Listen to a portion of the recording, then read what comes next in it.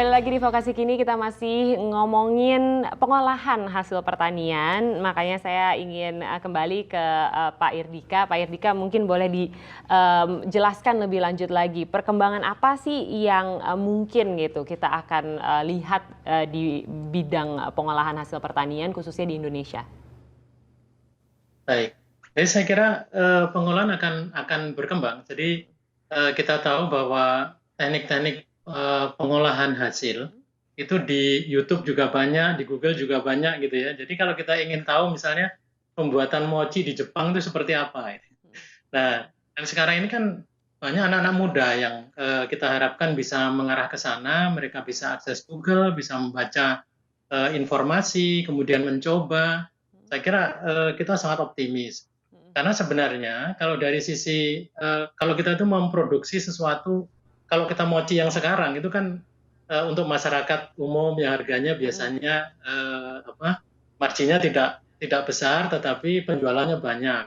Tetapi sebenarnya kita tidak usah takut dengan kalau saya kemarin waktu ke Jepang itu memang tujuan saya pertama mochi gitu. Itu harganya minta ampun gitu ya. Dan saya yakin kita bisa lakukan itu. Nah, karena begini, jangan takut memproduksi bahan olahan yang harganya mahal. Seperti jus yang diminum Mbak tadi kan mahal itu sebenarnya. Tapi itu selalu habis. Karena saya lihat di supermarket itu selalu habis itu. Saya juga suka juga mencoba itu. Karena begini, jumlah penduduk kita itu 260 juta orang. Anggaplah 10%-nya saja itu dianggap kaya raya. Itu sudah 26 juta orang itu, Mbak. Jadi itulah pasarnya. Makanya kenapa Musangking, Montong masuk Indonesia belang-belang saja karena memang orang kaya kita banyak.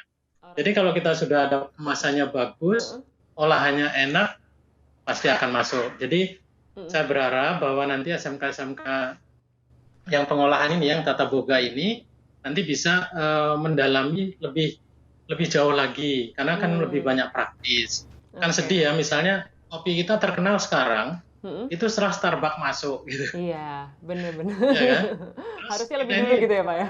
Nah gitu, kita punya kita itu produsen coklat yang terbesar. Tetapi coklat terenaknya di Belgia gitu kan. Kenapa nggak di Indonesia? Nah, kita harusnya dendam ke arah sana gitu. Biar kita itu, dan itu anak-anak muda yang bisa, karena mereka akan akses internet, melihat Google, melihat resep sampai ke dalam begitu, menguji coba. Jadi mudah-mudahan kita bisa mengolah apa-apa yang kita miliki. Nah, kemudian pemuda-pemuda yang hebat-hebat ini, seperti Mas Fajar tadi misalnya, sudah ada mochi, sudah punya pasar, sekarang kita tingkatkan ke pasar yang lebih mahal. Maka misalnya mochi organik.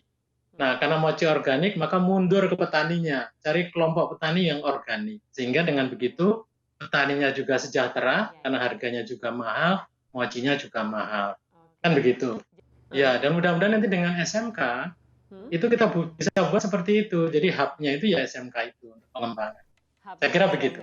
Oke, jadi sudah dipersiapkan oleh SMK, langsung siap untuk dunia kerja, langsung siap untuk diserap gitu ya oleh industri pertanian di Indonesia.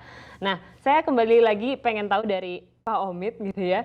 Tadi juga udah diomongin sama Pak Irdika mengenai perkembangan yang akan terus luar biasa gitu di hasil pertanian kita. Tapi kalau misalnya kita bicara mengenai komoditi apa yang paling bisa dikembangkan di masa depan gitu, kira-kira apa Pak? Karena kalau misalnya tadi kita dengar buah coklat juga menjadi salah satu komoditas utama gitu yang dihasilkan oleh Indonesia.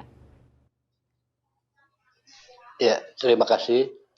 Mungkin ada tren ya, tren makanan atau minuman, atau mungkin tren teknologi yang sedang bisa dikembangkan di negara kita, kaitan dengan hobi anak muda yang sekarang ini memenuhi kafe-kafe itu kan, yang kalau kita lihat secara signifikan itu naik gitu, naik kondisinya untuk perkembangan itu. Nah ini kenapa tidak menjadi sentuhan dari produsen-produsen kecil seperti ya para UKM yang bisa menggali potensi yang ada. Tadi dibilang oleh pimpinan Semio bahwa bagaimana kita menyentuh teknologi itu sehingga bisa membuat produk itu berlevel tinggi lah gitu.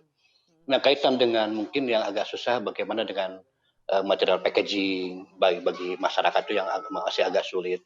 Nah, kalau bicara mengenai produk yang bisa mengisi ruang ataupun masa depan yang bisa dikembangkan, saya katakan tadi bahwa ada produk-produk yang bisa mengisi tentang substitusi impor. Sebagai substitusi impor, kita masih banyak mendatangkan produk dari luar. Nah, mengapa ini tidak bisa dikembangkan oleh kita? Sehingga produk Indonesia ini menjadi tuan rumah di negaranya. Itu yang harus kita jadikan posisi kita. Padahal modal itu kan bukan hanya bicara uang. Modal itu kan hanya, kalau saya modal itu 3H, Mbak. Saya punya modal itu 3H. Satu hand, head, dan heart.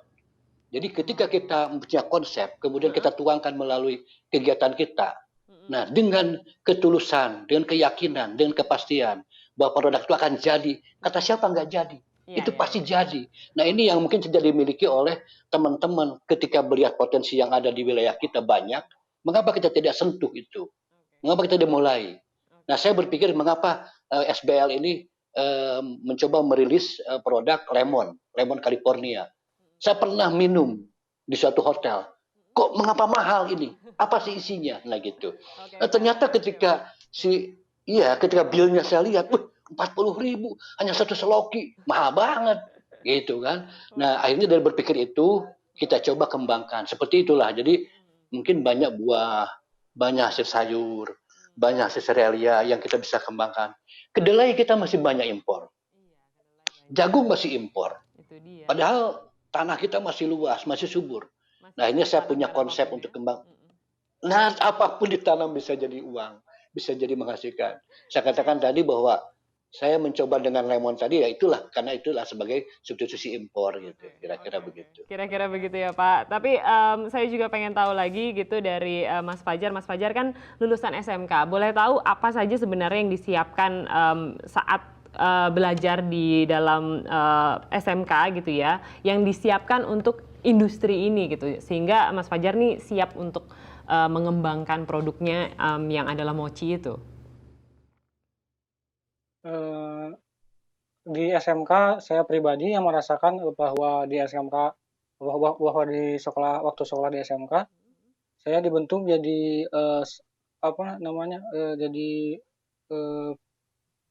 mental wirausahawan, dari mulai belajar berdagang, belajar menciptakan produk misalnya, terus belajar penanganan bahan-bahan produk makanan, terus banyak sih, Mbak. Oke.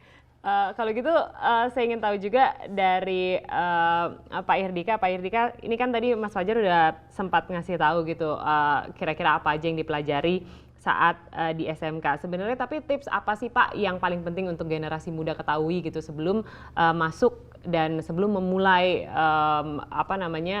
bekerja di bidang pengolahan hasil pertanian ini? Ya, jadi kalau menurut saya langsung nyemplung saja Mbak. Karena kalau kebanyakan mikir-mikir merencanakan itu nggak melangkah-melangkah. Padahal kalau nanti sudah melangkah satu langkah itu udah serahkan Tuhan sisanya gitu ya.